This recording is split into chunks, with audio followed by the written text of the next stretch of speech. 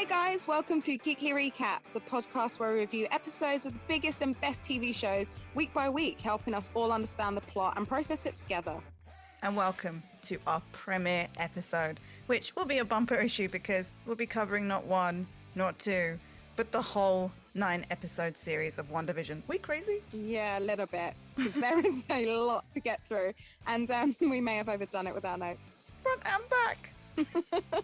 So in our show today, we'll look at each episode, pointing out comic book, TV, and movie references you may have caught and missed. We'll talk about some of the cast and crew, behind-the-scenes info too. We'll review the show, and then finally speculate on what the future may hold for our new favourite couple.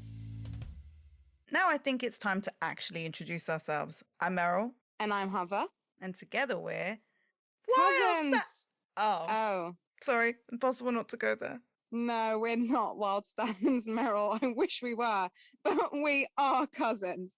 And guys, you know what? We've actually been talking about doing this for a long time. Yes, and as two people who can talk to each other for an entire day, no, weekend, no, month, no, yeah, all right, I'll stop. Point is, we don't get tired of each other. No, we don't. We're a hoot.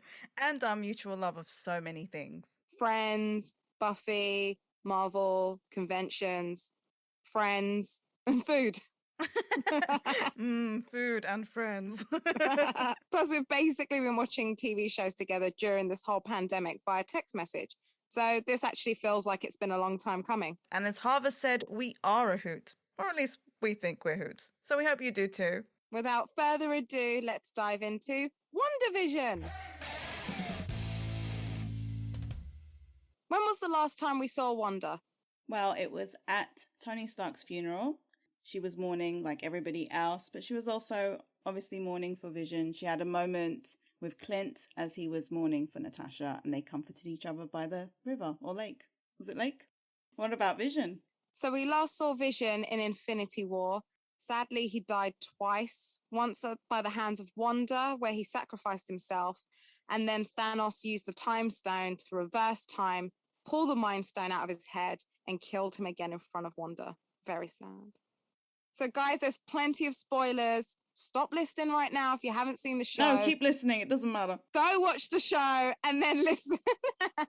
Okay. So WandaVision is set 3 weeks after Endgame. Wanda and Vision play a happily married couple now living in an idyllic suburban life in a town called Westview. They're trying to conceal their true identity and deal with problems normal human couples would face, only to suspect things aren't the way they seem. So episode 1 is called Filmed Before a Live Studio Audience. If you remember, episode 1 and 2 dropped together on the same week. It's directed by Matt Shakman, who's done Game of Thrones, The Boys, Psych, and mostly It's Always Sunny in Philadelphia. Yay! It's also written and created by Jack Schaefer, who wrote the screenplay for The Hustle, is the writer and director for Timer, which stars Emma Caulfield Ford, and is also one of the writers for the delayed but highly anticipated Black Widow. Also, the music was composed by Christoph Beck, who we mostly know for Buffy the Vampire Slayer seasons 1 to 4, but he's also worked on some Marvel in Ant-Man at 1 and 2. So, episode 1, as you said, was called Filmed Before a Live Studio Audience, and this is the summary. Wanda and Vision struggle to conceal their powers during dinner with Vision's boss and his wife. So, opening credits were amazing. Set in the 50s, very old-style sitcom. The style was actually taken from a few, and not just the credits, the whole style of the show. I Love Lucy, Leave It to Beaver, The Honeymooners, and The Dick Van Dyke Show, which I think Dick Van Dyke was also consulted for the first 2 episodes, if I'm not mistaken. Yeah, I think he was, which goes to show as to why Paul Bettany ends up playing the role so perfectly and very similarly to him. I don't know if you actually know this, but they filmed, I think, 3 or 4 of their episodes in front of a live studio audience. It starts off with Wanda playing the perfect housewife with a bit of magic in the kitchen. It's very similar to Bewitched, and it reminded me a lot of the old school Disney classics like Snow White and Fantasia. Except everything was going wrong. Yeah, except that. In the episode, Or in that moment of the episode, we see that there's a heart over the calendar on the date 23rd of August. Wanda and Vision are like, well, this is a special day, but they're not sure if it's a birthday or an anniversary. Did a bit of research just in case that meant anything. And people are saying that Avengers issue 238, so 238, Vision speaks for the first time after he becomes rendered inert. So I don't really know what was going on, why he wasn't talking, but he comes back to life, let's say. So after they assume that it's their birthday or anniversary, Vision disguises himself as human, trying to blend in with the rest of the town, and heads off to work. So this is the first time we actually see Agnes, who's their next door neighbour, and she comes round welcoming them to Westview. Yes, and Agnes is played by Catherine Hahn, who people will know probably mostly from Step Brothers, Bad Mums, Mrs. Fletcher, and she's been in some Parks and Rec episodes as well. And she does actually say, what are you doing here, like as a singleton, basically, because she's not aware that she's married. Yeah, she sounds very nosy, but she's the nosy neighbour. We all need one in a sitcom. And I think they start talking about their anniversary.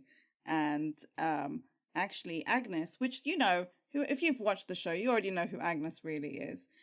She makes a little joke about her husband Ralph and how he would only remember their anniversary if there was a beer called the 2nd of June, or June the 2nd, whatever, Americans. And I looked up that date, and apparently the Salem witch trials started on the 2nd of June. Ooh. Hint, hint. So in the next scene, we see Vision go to work, and he seems to be working on some like computational forms. I'm not sure what he does. He's not sure what he does. No one seems to know what they do. No. But this is where Vision actually finds out that his boss is coming to dinner.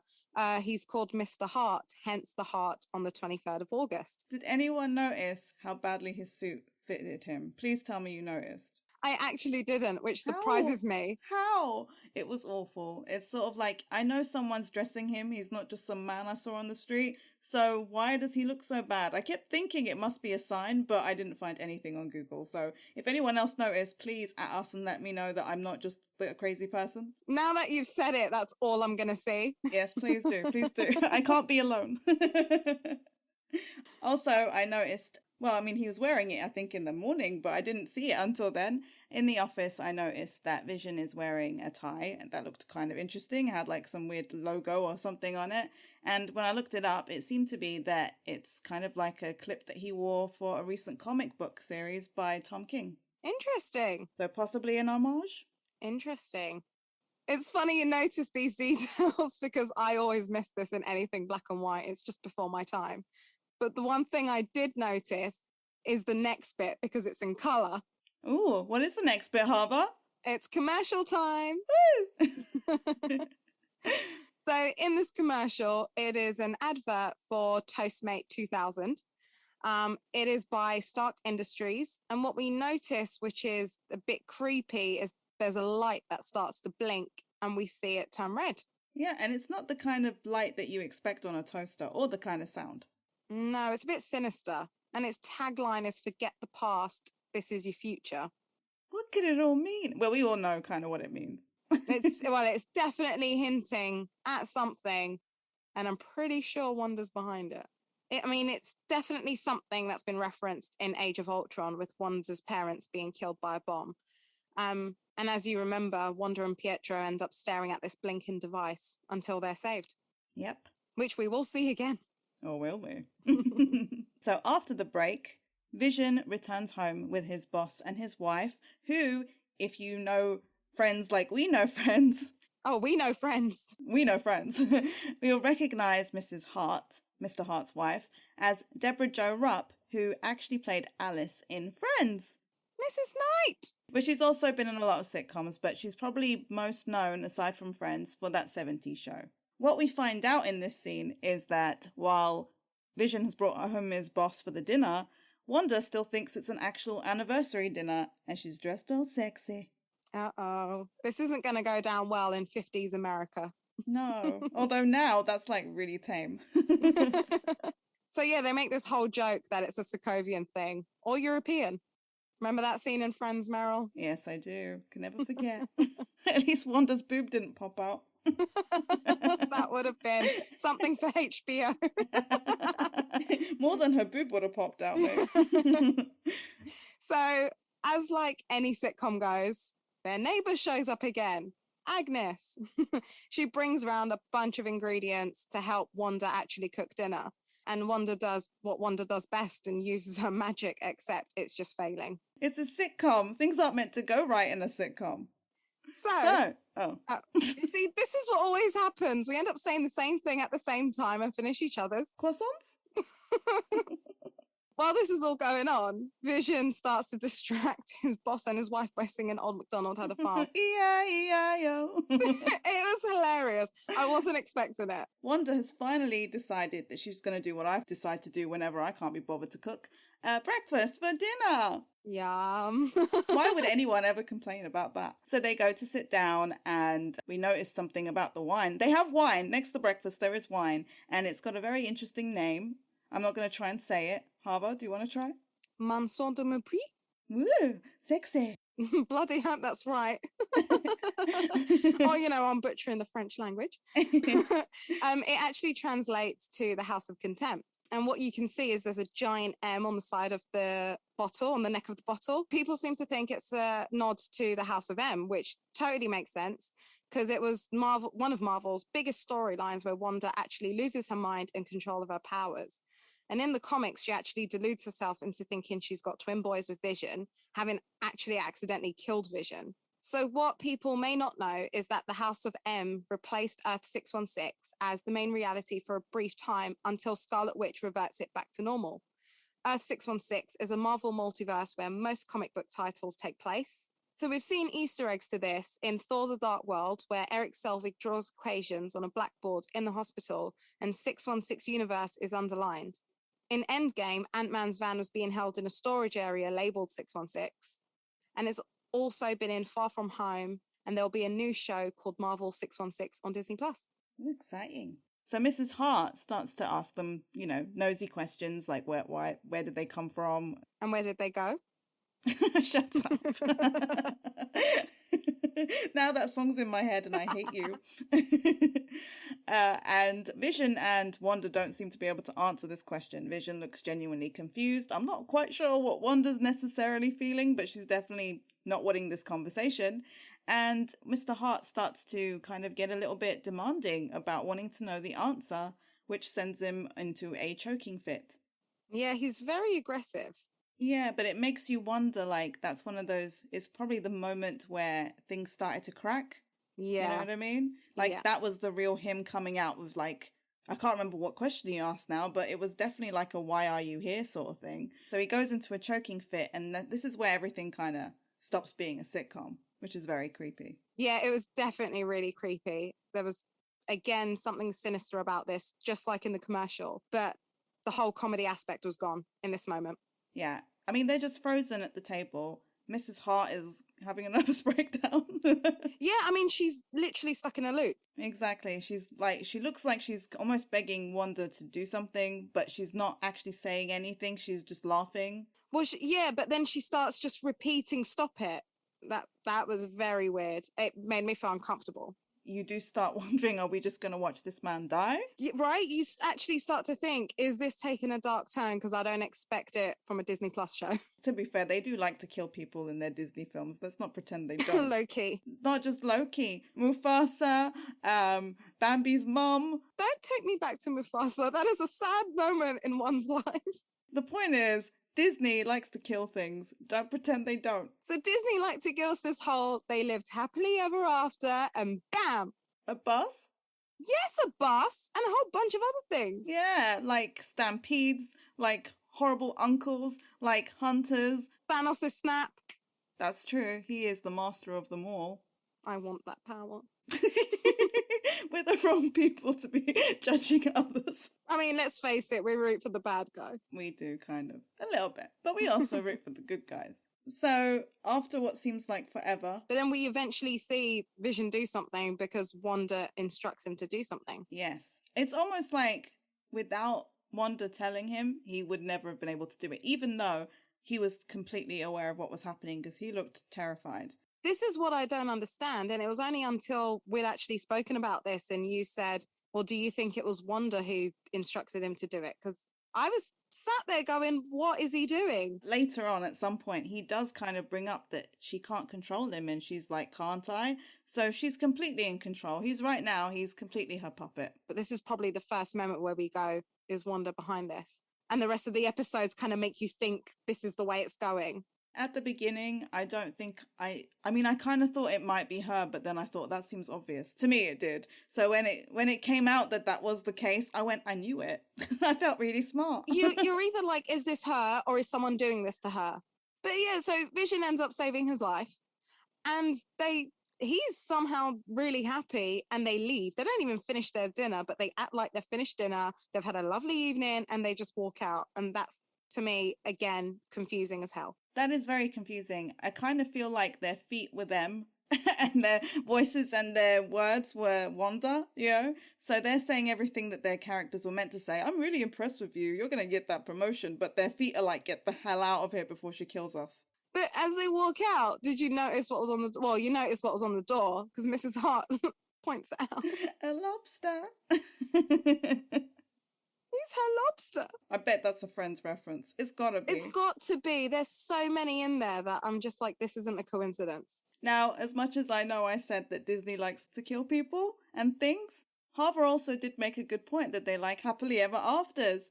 And just like she said, it does kind of end on a happily ever after because Wanda and Vision go and sit down on the couch and they start talking about their love.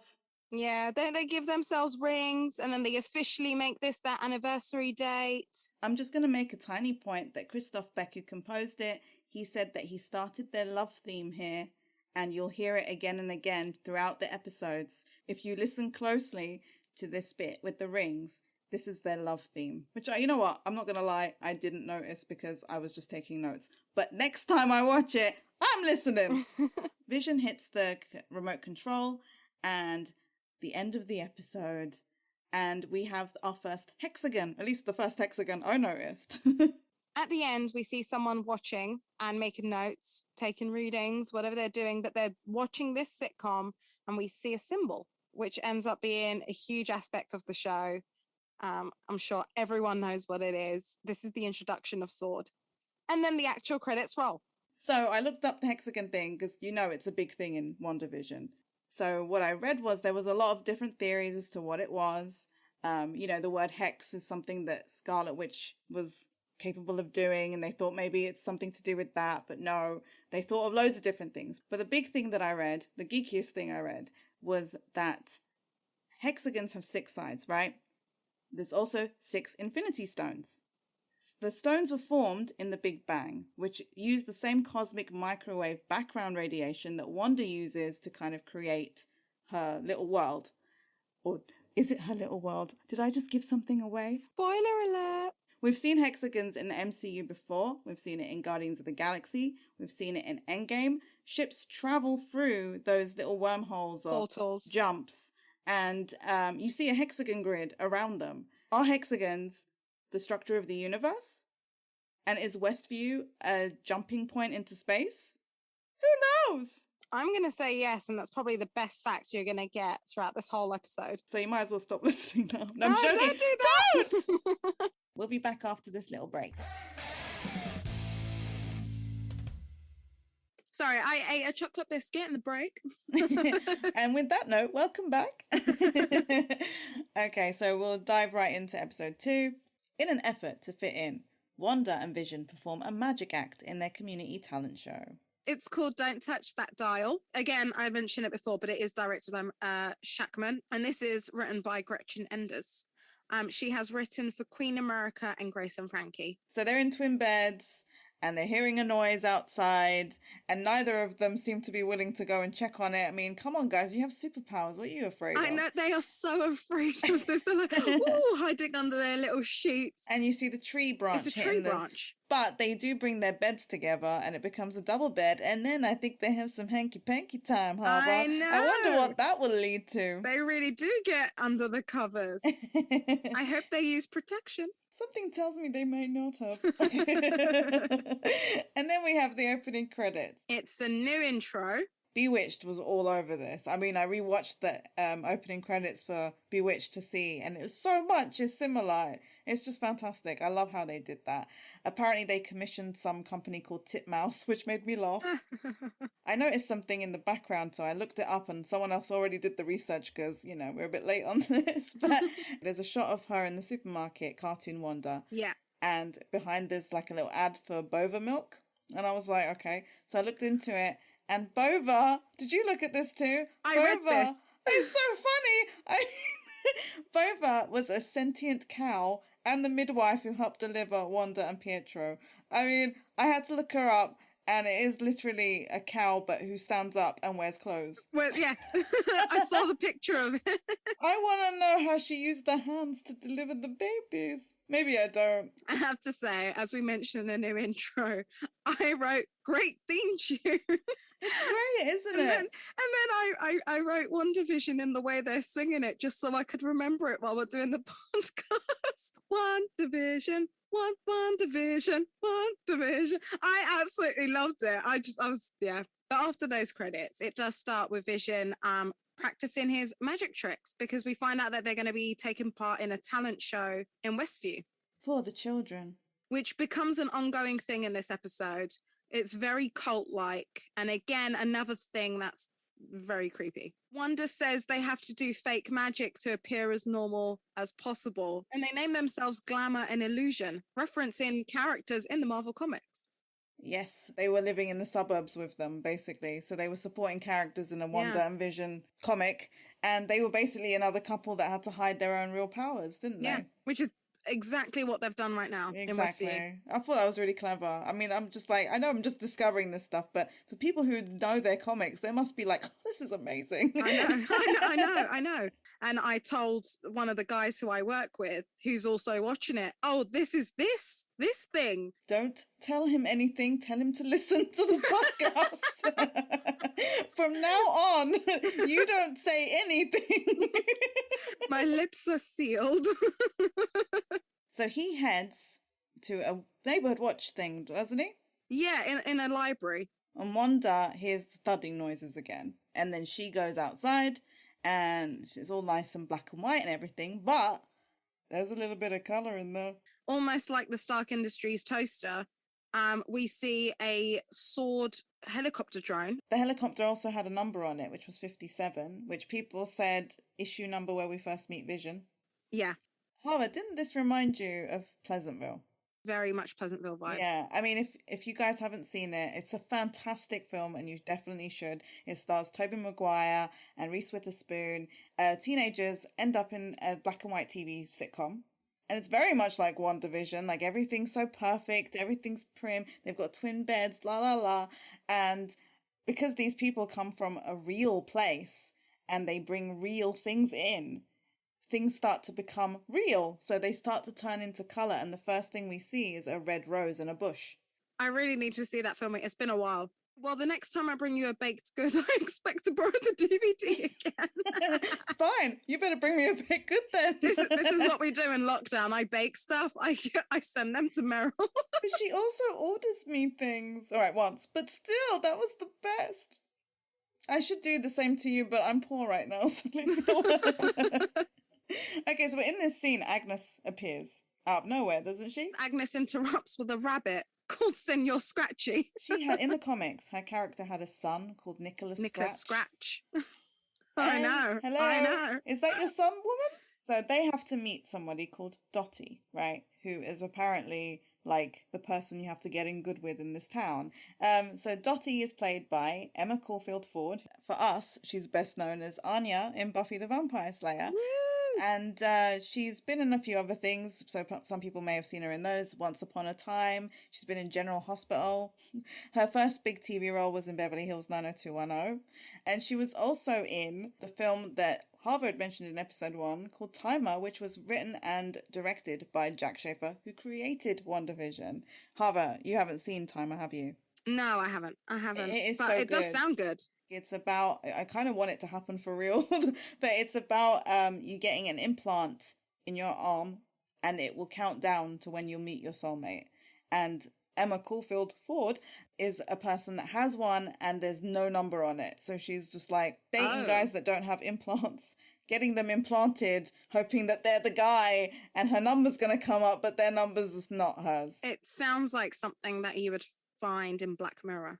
Yeah, exactly. Yeah, definitely. But also I did notice that there's another actress in this that looks familiar to me, Jolene Purdy, who was playing Beverly. She was in Orange is the New Black. So yeah, they've got like this meeting, and there's a lot of rumors because, again, like Harvard had mentioned, red herrings all over the place. People were just thinking that Dottie was Mephisto because of the stuff that Agatha was saying about her. Dottie is the key to everything in this town. Yeah, exactly. And then later when Dottie's saying something to somebody and she says, the devil's in the details, and Agnes whispers to Wanda, that's not the only place he is. You know, Agnes is definitely trying to put the scent off her.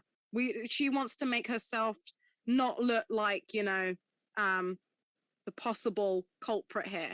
But the thing is, now knowing what we know after the initial watch, when you watch it the second time, you're like, oh, come on. It was like hidden in plain sight.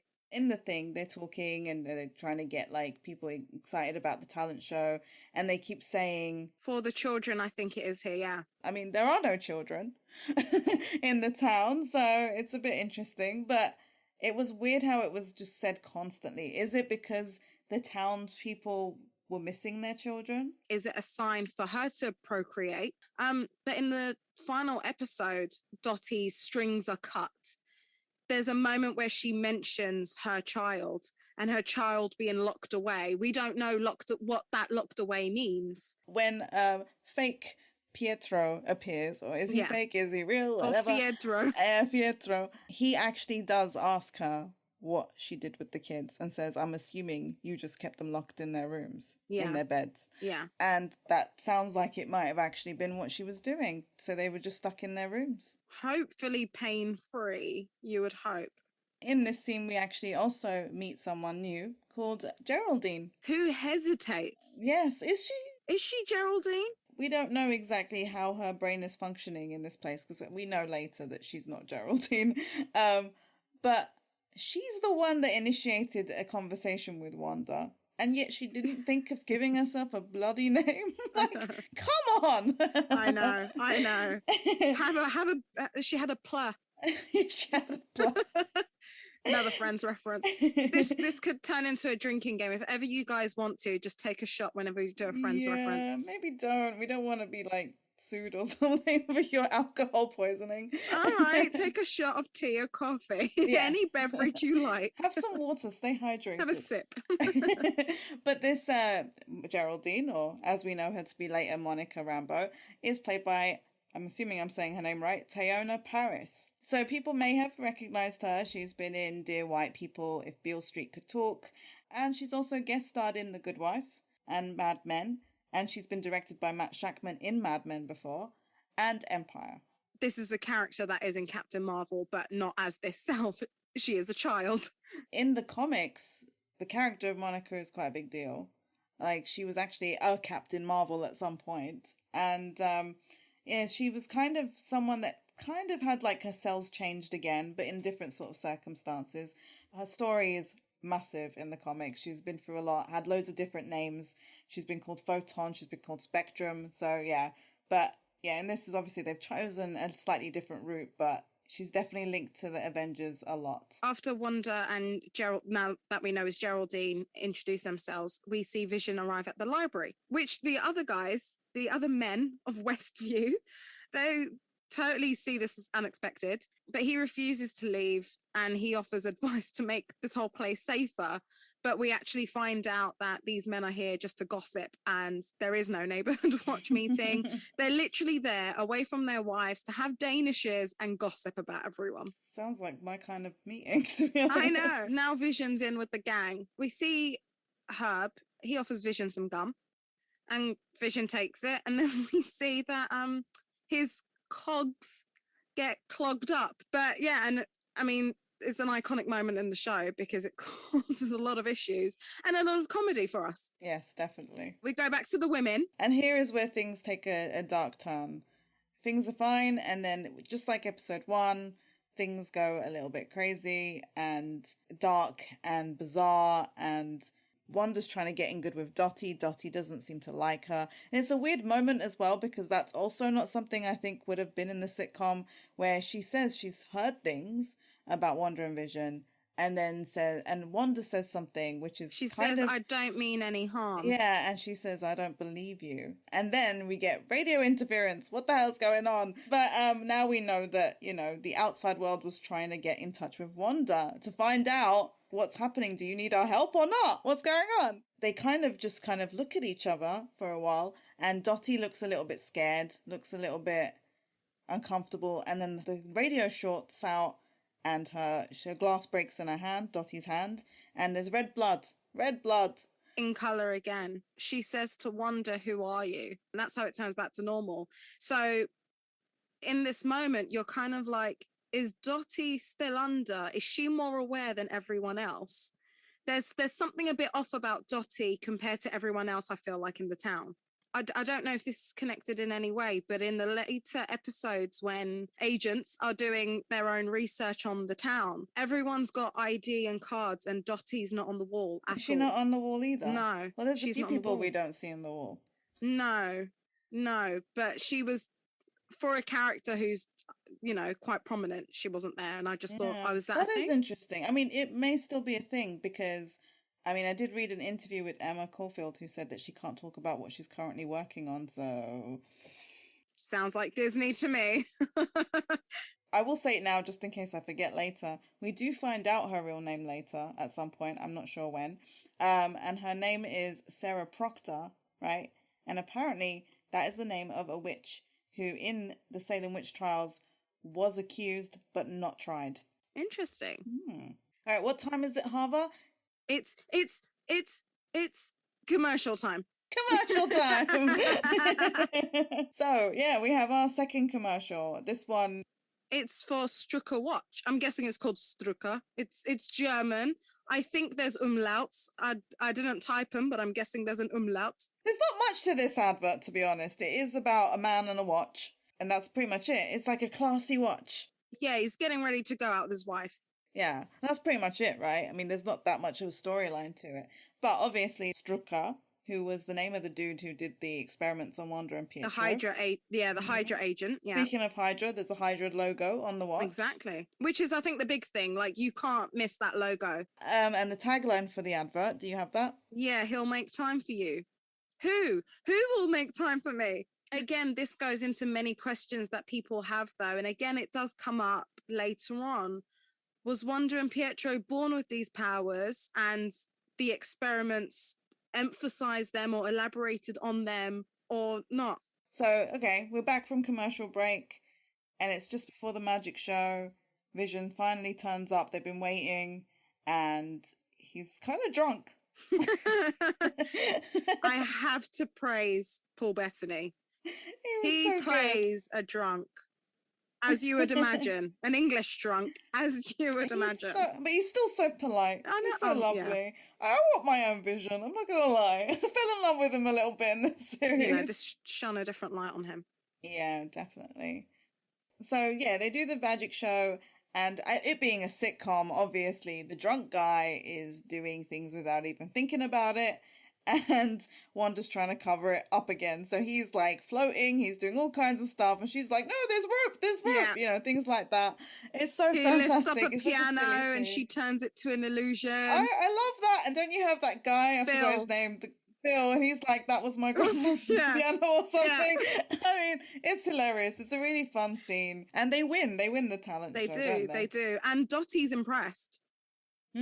Yeah, but see, that's the thing. It's another thing. It's like episode 1. You know, they start off with these characters that seem a little bit less than impressed by them, and then by the end of it, suddenly they're magically like, you guys are fantastic. Yeah.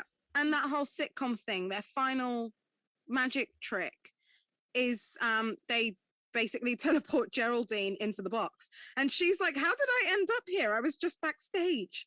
But then they just gloss over it, like, oh, a magician never tells their tricks, and we leave it at that. I would lose my mind if I would be like, no, how did you get me in the box? You need to tell me. Wanda would get rid of you so hard. I would be flown out of our house through the bricks. I'd be like, hey, as long as you give me fun stuff to do, I'm happy staying like this. So anyway, this scene ends. They go home and Wanda is pregnant. But they both make, I don't know whether joke's the right word, but they both play on the for the children thing as well before they notice the bump. Oh, and then we have another creepy moment. They do. They hear a bang similar to the tree in the intro. Marvel does a lot of full circles, whether it's from episode 1 to episode 9 or, you know, the same episode. There's a lot of full circles here. They both see a manhole cover and it's opening, like it's sliding up, and we see a beekeeper step out. A beekeeper. And it's not even just a beekeeper. He's got bees buzzing around him. And it's really weird. Like, they look terrified. It's like a horror movie all of a sudden. Like, I half expected the man to turn around and run after them. And Because he turns around and he stares at them. dong, Yeah. kind of moment. And obviously we know the logo is sword. At this moment in time, we've only seen that logo and we've seen it on top of the helicopter toy drone. And we've seen it on the Notebook, actually, at the end of the first episode. Wanda seems surprised at what's come out as well. Well, you know, you would be a little bit. Yeah, especially if someone's entered your world. You're like, what? Yes, and not a beekeeper from a manhole. I don't know how. It's I think a in any sitcom. world that'd be weird. But she just kind of says No. And then everything rewinds and you're busy looking at your stream going, what just happened? Yeah, you're like, hang on a minute, did this break? But no, she rewinds time without needing the time stone. Click your fingers, that didn't happen. And it's weird. It's a weird moment because everything's just, hey, okay. And it's gone back to how the previous episode, the happily ever after ending. Yeah. But now because his face is colour, everything's colour. Yeah. It did make me wonder whether that was like, did she make everything colour voluntarily purely to be able to hide things that were colourful from coming out again? Do you know what I mean? Like, we've had the helicopter and we've had the Dottie's blood. Is it like, oh my God, a thing's going to keep happening and he's going to start questioning things? Let's just make everything colour. I don't know. But that did make me wonder. It's another fantastic way of her going through the decades. We now know we are entering Technicolor in the 70s for the third episode. And after the credits actually roll, we do hear the same radio transmission of going, Wanda, who is doing this to you, Wanda? Actually, in this one, I don't know why. In this one, credits don't roll. It just says the end. Funny you should mention that. I didn't notice that, but I did notice that actually when the initial credits do roll for every episode, it says, please stand by. Episode 8 leading into 9 doesn't say, please stand by. We'll be back again after the break. We're back, guys. Episode 3. I did, however, just briefly want to go back to episode 2 about the beekeeper. This girl just never stops talking. I'm sorry. Just wanted to say that the beekeeper was played by Zach Henry, and he's only done very small bits of acting, but he's actually a stuntman. He is very familiar in the Marvel world because not only has he been in Agents of S.H.I.E.L.D., he's been a stuntman in Thor, Captain America Civil War, Black Panther, Avengers Infinity War, Ant-Man and the Wasp, and The Amazing Spider-Man. Well, you know what? I guess if you're going to be surrounded by bees, you need a stuntman for that. I know, right? And totally not connected, but one of my favorite TV shows is Sons of Anarchy, and he's also worked as a stuntman for that. So let's face it, you just gave me this fact because it said Sons of Anarchy. Totally. You should have been like, oh my God, he's worked on Sons of Anarchy. Oh, and some Marvel stuff. But episode 3. Episode 3. Wanda's pregnancy fritzes her powers as she and Vision prepare for an accelerated delivery. It is also called Now in Colour, as we referenced at the end of 2, where everything is now in colour. So Now in Colour is directed by Shackman and written by Megan McDonnell. Okay, so the credits to this one, the opening theme, was very funky, very Brady Bunch, also very Mary Tyler Moore. Hexagons again. They love their hexagons. I don't know if you did know, but I'm not sure whether they had a live audience for this episode. I know it was for the first few, but first few could mean anything. They did have the audience members dress accordingly to the episode's decade. Oh, really? That's Yeah. so cool.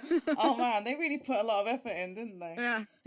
In the first scene, we're in the living room, and I noticed, because I've watched the Brady Bunch movie, I haven't watched the Brady Bunch TV show, but the movie, it looks exactly like the Brady Bunch house. Like, they've got the stairs exactly the same way. I mean, I think it's a little bit reversed, but it is pretty much the Brady Bunch house. The architecture is all of that. It's perfect. And what's happening in the scene, Harbour? Well, the doctor arrives to take a look at Wanda, and he basically tells them that she's about 4 months along, which Vision's like, what? How? He was like, it happened last night. Like, Yeah, what? it was 12 hours ago. But isn't Wanda like telling him to kind of be quiet? Like, 'cause Yeah, he's like kind of shushing him almost. But Vision has every right to be confused. We have a bit, I mean, obviously this is in the 70s and it still happens now, but the doctor is very sexist. We let the little ladies keep tabs on their babies with fruit, makes it simple for them. He basically says that, you know, in 4 months, he says the fetus is the size of a pear. At 5, it's a papaya. We see Wanda later on in the episode eat fruit accordingly. So you're kind of watching it and going, oh, so she's at 5 months now. Oh, she's at 6 months now. So Vision sees the doctor out. The doctor does mention that he is going away on holiday. So yeah, doctor's going off to Aruba, sees him out, and then he turns and says hi to Herb, who's cutting the hedges. Totally unfazed, just ends up cutting through a brick wall. I think he might even mention it to him. Yeah, I mean, it reminded me of a bit from Pleasantville. I don't know if that's what they were going for. Maybe you can tell me, Harbour, what you think. But if you remember, there's a few scenes, but there's a bit I remember where Jeff Daniels' character they're working in a diner and he's wiping the counter and Tobey Maguire's character's late or something's going on and he sees that he's just been wiping it up until the paint's come off. And it's because Tobey didn't come at the time he was meant to, so the cue to go and do something else didn't happen. So it made me think, is it one of those things where he's like, that's what he's been kind of programmed to do? Maybe Vision was meant to go inside sooner, but he hasn't, so he's just going to keep cutting. No, that makes sense. Vision goes back in, and Wanda's actually even bigger than she was when he left. Yeah, the look on his face as well. And then they're in the nursery. Wanda's preparing the crib. Not your usual way of building it either. And Vision, I think, is looking at a pregnancy book or something. He works out that she's 6 months along. And then at this rate, the baby will be due in 3 days. And again, she's not even surprised. She's like, oh, 3 days? And then that's it. We're bringing this up again later, but I mean, I read an interview with Jack Schaefer, who was basically saying that every episode is almost like a stage of grief. This is where, because I mentioned Wanda's obviously eating fruit, this is where I think she's eating a papaya. But they come up with names and Vision talks to the bump and calls him Billy. And she's like, oh, well, I was thinking Tommy, a nice classical American name. And yeah, they paint a stalk on the wall. Speaking of the stalk that kind of comes to life, something else also kind of comes to life in this scene. There's a butterfly mobile that's being hung above the crib, and all the butterflies come to life. Wanda does go do-da-do-da, which is said in a sitcom by Urkel in Family Matters, and he's like, did I do that? He says that, like that's his thing. But yeah, so the butterfly's coming to life. I did look that up because I was like, is that like relevant? Is that a thing? Or is it just like her powers are kind of going a bit mental? It could be that her powers are just going mental. Well, it could be because during her pregnancy, we see a lot of stuff happening. Yeah. But, you know, Marvel does also like their Easter eggs. So I thought maybe there's something. And some people said that it may have been a representation of a character called Butterfly. She first appeared in the comic book that Harvard had mentioned before, House of M. Marvel's storyline where Wanda loses her mind and control of her powers. In the comics, she deluded herself into thinking she has twin boys with Vision, having accidentally killed Vision. And she alters reality with her mind control, tricking everyone to believe her twins exist in this alternate universe. It starts with the birth, right? Everyone's surrounding them and everything's great, Vision's there. And then you hear Professor X from far away being like, this isn't real. And suddenly the kids all shatter and disappear and Wanda's alone. The Avengers all get together along with the X-Men and they're trying to figure out, should they kill her? I don't really know if they really need to go that far, but apparently they think they need to. And some are like, no, we can't. Let's talk to her. So they go to find her and she's not there. And then suddenly, right, I don't know if you read this bit, the members of the group start to disappear one by one. And the last one to disappear is Spider-Man. I didn't know that. I know that the members started to disappear, but I didn't know about Spider-Man being the last one. And then there's like a white light. And when the light goes away or whatever, the world's changed, like you said. She changed everything. And one of the things that happens is that Steve Rogers is just an aged veteran. Oh my God. I know, right? Oh my god. And Carol Danvers is Captain Marvel, not the person whoever was at that time. The timelines are ridiculous. When they explained Endgame, it's still not explained in a way where everyone understands. They basically say, or Ant-Man does say, is basically Back to the Future is a bunch of bull.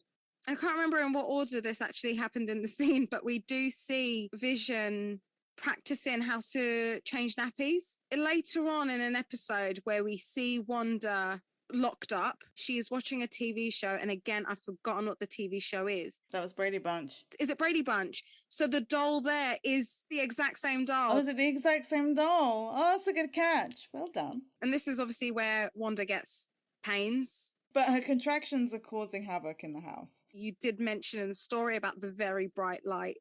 And there is a very bright light here before the electricity goes out. And I wonder if that's a connection as well. I don't even remember it. Maybe I was blinking.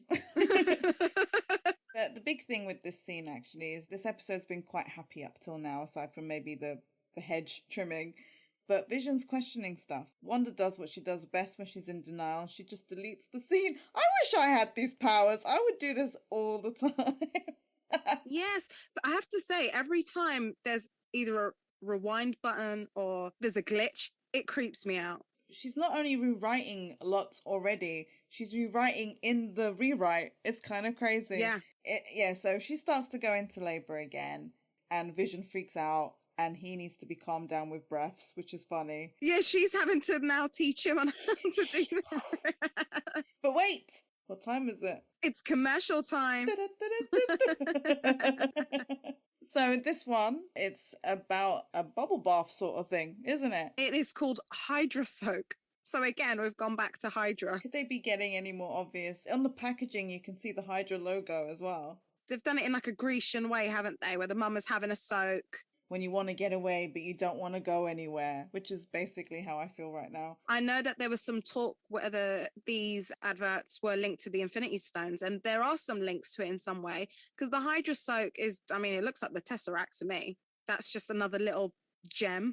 See what I did there? The narrator says, or the voiceover says, escape to a world on your own where your problems float away. And it again just explains Wanda to a T. And then it ends with find the goddess within. Some people were speculating that is that like a sign that she's got the power inside her anyway. That's the thing. We're not sure which way Marvel's going to go with this.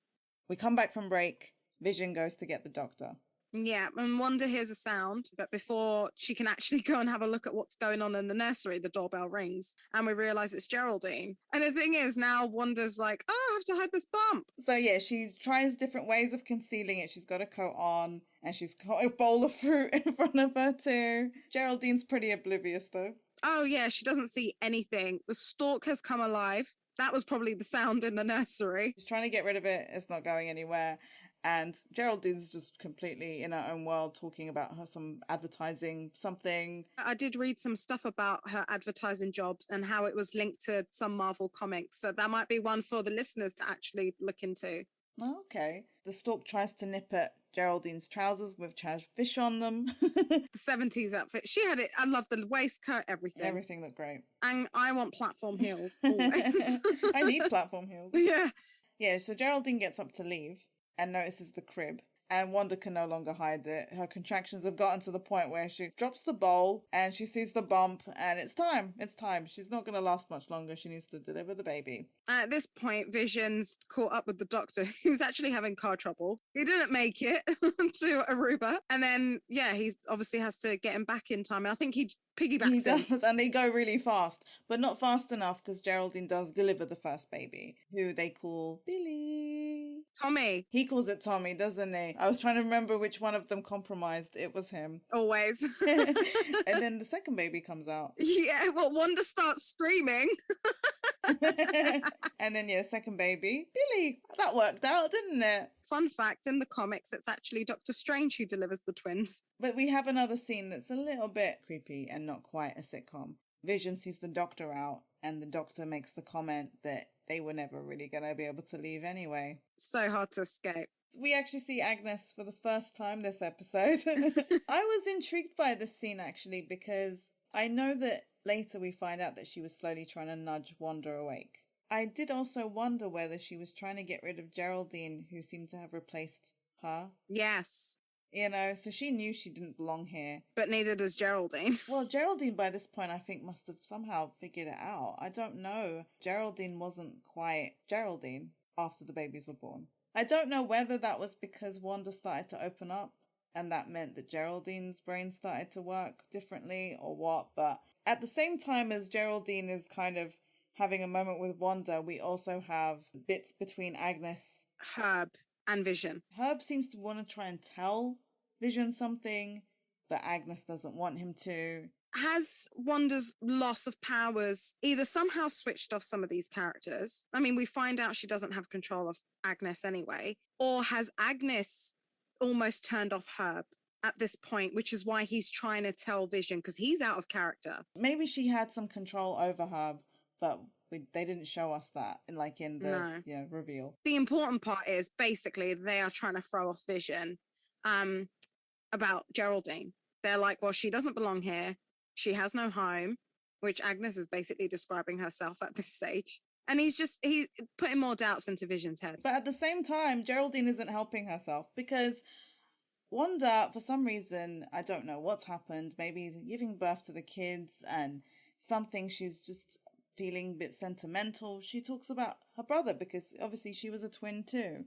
And that seems to kind of open up the way for Geraldine's brain to remember that her brother was killed by Ultron. Ultron should not be mentioned in this sitcom. There should be no mention of their lives outside. And that was a real mistake and she really shouldn't have said it because Wanda switches fast. It almost snaps Wanda out of her own reality at the name of Ultron. And you know what I was questioning as well? Wanda notices her necklace, Geraldine's necklace, which is a sword necklace. Why is that even there? Why didn't that change?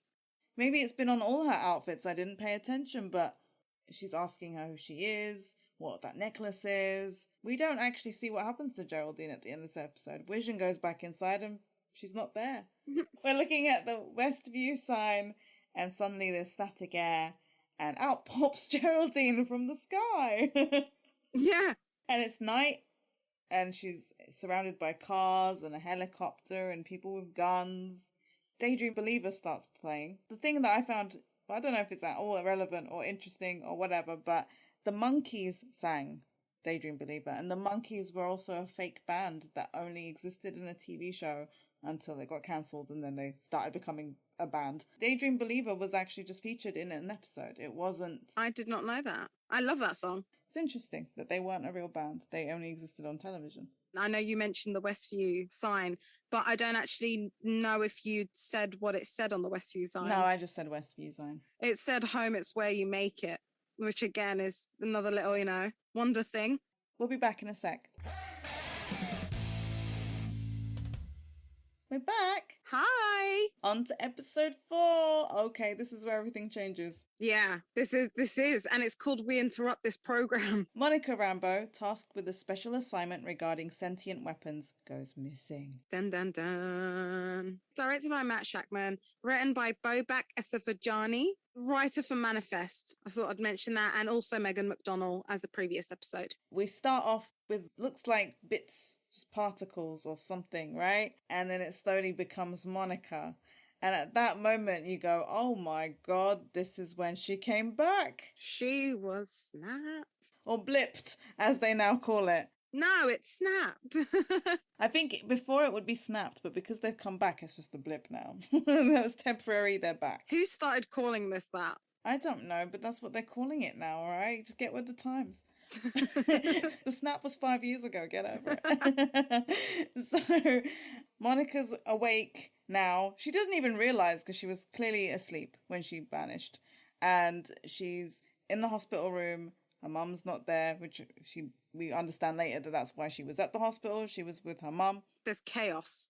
She runs out trying to get some help, but people are coming back left, right and centre. It was very exciting because we'd never seen that. Like, we knew they came back and we don't know how it happened. It made me start thinking about stupid things though, Harbour. Like, what if you're on the toilet and someone appears above you and a doctor appears and tells her that her mum died 3 years ago, which was, as the doctor says, 2 years after she disappeared. And that's quite horrible. Especially that's the way you find out in amidst chaos. It's not like you've been in a private room. And because at this stage, I mean, all we've had is sitcom. We've had glimpses of outside life, but it's all been sitcom. So this completely takes a different turn. No safety net whatsoever. No. Loss in the first 5 minutes. Yeah. Not even 5. It's 3 weeks later and we are introduced to Sword. This is where we actually find out this is Sword.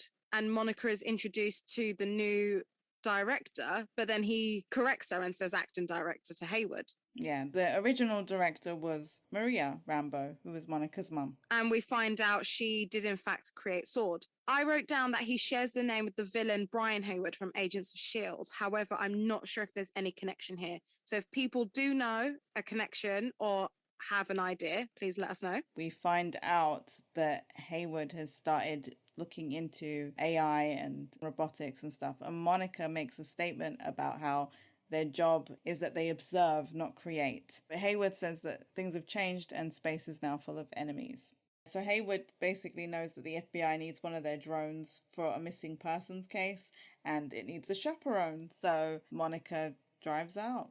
And she actually goes to the Westview that we see at the end of episode 3. This is where we are introduced to Jimmy Woo. Woo! He is played by Randall Park. He's appeared in Ant-Man and the Wasp. That's where we first introduced to him. So now we see him in his own element, which is quite nice because I've enjoyed watching Jimmy. Randall Park is really, he's just got that kind of personality as well. Like, yeah. He's in that movie. Oh my God, I can't remember the name of it. I want to say it, but now I'm like, no, that's a Carly Rae Jepsen song. Oh, are you talking about Always Be My Maybe? That's it, thank you. It's on Netflix because it is on my watch list. I just haven't gotten around to it yet. He also co-wrote it. Oh, okay. He's been in Fresh Off the Boat. He's been in Veep and the controversial film The Interview.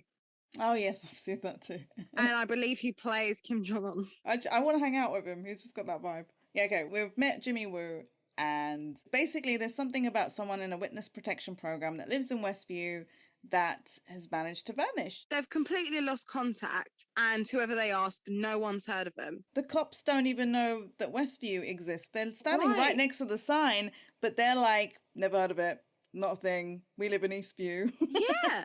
And it goes to show that the control doesn't just go into the people inside of Westview. It goes up to that border or, you know, maybe even further. She should have thought even harder, to be honest, and made sure that no one in America knew about it. But whatever. I'm unimpressed, Wanda. Do better. Monica had asked him, have you tried going in? And he says something like, it won't let him. Like, he can feel it that he's not meant to go in. But Monica's a bit of a rebel. And, oh, actually, originally she sends in the drone, right? So this is the exact same one that Wanda finds. Yes, and because it's got the same number on it too. This is where they discover that there's an energy field, or as what will become known as the hex. It's catching on. It's catching on, Darcy. Don't worry. Funny you mention Darcy, because she does appear.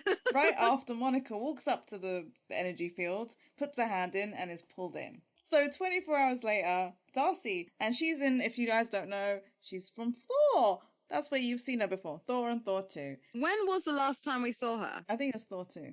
Okay, so it has been a while. Probably best known for her sitcom Two Broke Girls. Oh, sitcom people in this.